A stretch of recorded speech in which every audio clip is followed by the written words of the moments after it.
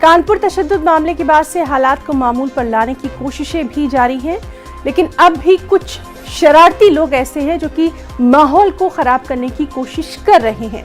कानपुर में एक video viral हुआ जिस पर कार्रवाई करते हुए पुलिस ने फौरी गिरफ्तारी की। दरअसल गोविंद नगर थाना इलाके के रहने वाले एक नौजवान ने एक मुस्लिम बुजुर्ग दुकानदार से बदसलूकी की, उन्हें पटरी से अपनी दुकान हटाने को कहा, जिसका वीडियो सोशल मीडिया पर वायरल हो गया। इसी की बुनियाद पर पुलिस ने हिंदू समन्वय समिति के मेंबर को गिरफ्तार कर लिया।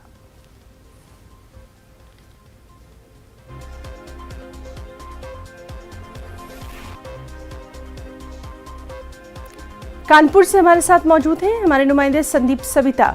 संदीप, हमने देखा है कि कानपुर में लगातार इस तरह की इश्तियाल अंगेज कार्रवाइयां की जा रही हैं, लेकिन दूसरी जानिब पुलिस भी फौरी तौर पर कार्रवाई कर रही है। इस नए मामले के ताल्लुक से जानना चाहेंगे। देखिए, बिल्कुल हिना, जिस तरह से ये मामला पेश आया, ये कानपुर के थाना गोविंद नगर का मामला है।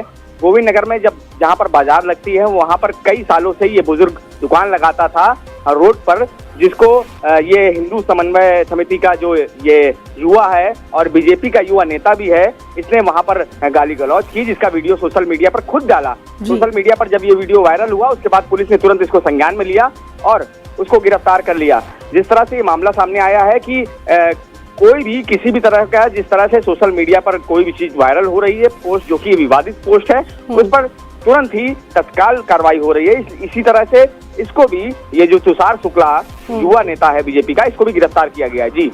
जी, तो काफी अहम है ये कि फौरी कार्रवाई इस तरह के मामलों में की जाए ताकि दूसरों को थोड़ा सा सबक भी मिल सके। बहुत बहुत शुक्रिया संदीप आपका तमाम तफसीलात